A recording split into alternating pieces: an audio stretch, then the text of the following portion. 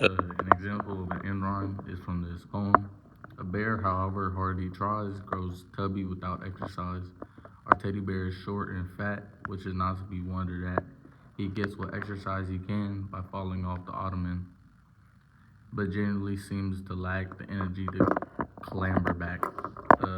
This is different from a slant rhyme because in an end rhyme, it's typically every line, and they sound the words sound the exact same. They rhyme. Uh, when it comes to slant rhymes, it's typically every other line, and they sound similar, but they're not the same.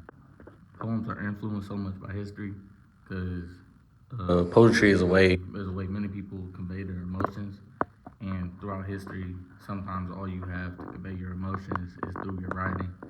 And so people during hard times, like say like the Great Depression or Civil Rights Movement, when they were feeling something, it would really be a lot easier to just write something down during the moment. So like during the protests, during civil rights, or during the Great Depression when people were starving, writing about what they were feeling and what they were going through is a good way to reflect what they were going through on during that time. My favorite time period of poetry would have to be from the early 1900s during the Harlem Renaissance type era. I would say that because during the Harlem Renaissance, a lot of Black culture was able to be seen through our artwork, and it was able to be portrayed to the greater public, and a lot more people were able to experience Black culture. The poet who was impacted most by history, I would have to say, was Langston Hughes. Langston Hughes during this Harlem Renaissance time, and he was really writing about what it meant to be an African American in America during that time, and all the stuff he went through, and how proud he was to be an African American. During that time, of course, there was a lot of racism and a lot of social issues that contributed to a lot of his poetry.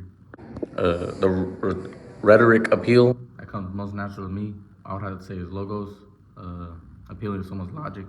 I say that because I get it from my dad. I never really try to put into a decision or an argument emotion on what I feel is what emotionally or what I feel. I try to stay with what sounds most logical, which it definitely can hurt you, and sometimes because sometimes moral well-being can overpower logic. So in those instances, it hurts me.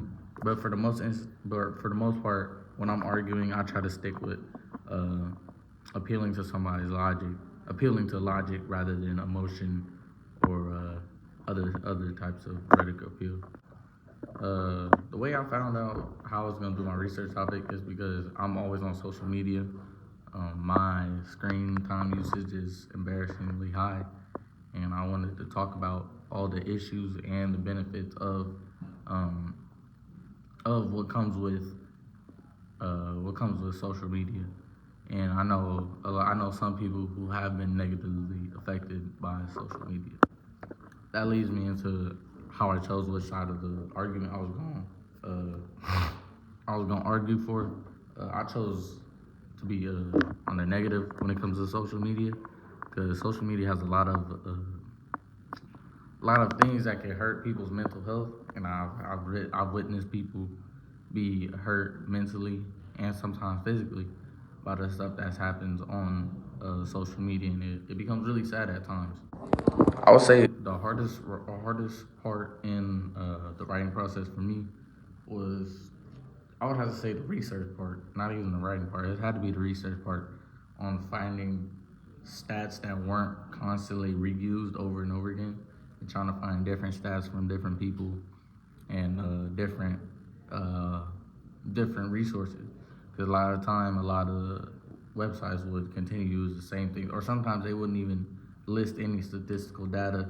They would just use words, which I try not to go off of. Once again, logos. I try to go off of numbers, like, because numbers don't lie.